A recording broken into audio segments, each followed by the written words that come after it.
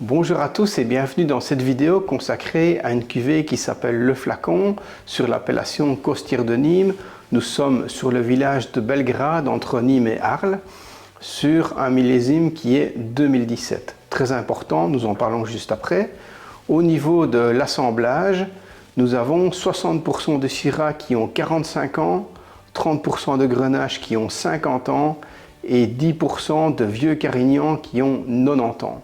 C'est très important puisque dans ce cas-ci, les Vieux Carignans sont d'autant plus vinifiés en grappe entière, les Syrahs et les Grenaches séparément uniquement sur les baies de raisin.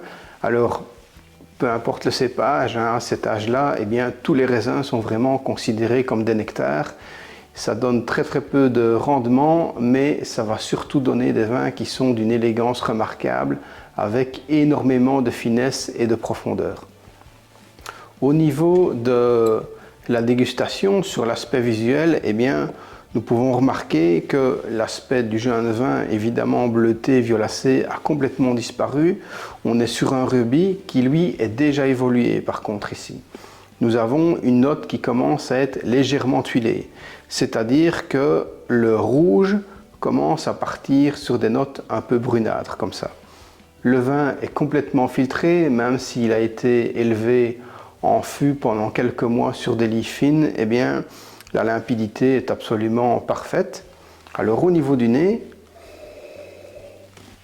eh bien, le nez nous indique déjà que nous sommes dans des arômes que l'on appelle tertiaires. Les arômes tertiaires sont des arômes d'évolution une fois que le vin a été mis en bouteille.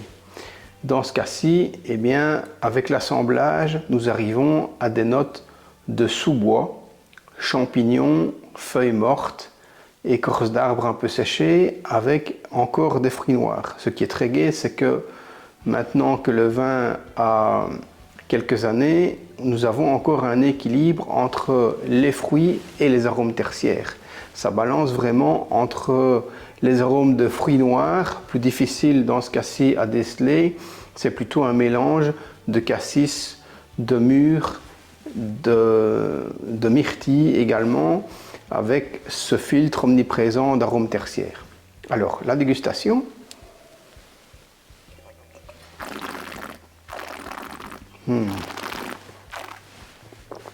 Alors, la dégustation, c'est juste impressionnant, ce côté velours directement dès l'entrée de bouche, avec ces arômes qui sont directement en pleine puissance sur ce côté sous-bois, les fruits qui arrivent en seconde bouche, et tout à la fin, sur la rétro-olfaction, nous avons également une note de chocolat noir.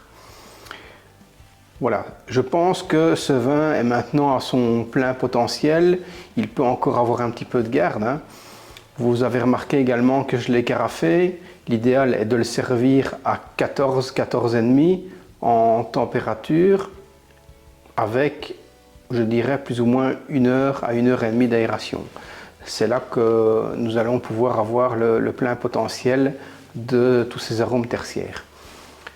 L'accord vin et mets, eh bien, nous allons ici aller dans la complémentarité, c'est-à-dire qu'un risotto à la truffe avec juste une petite râpure de chocolat noir me semble idéal sur ce vin.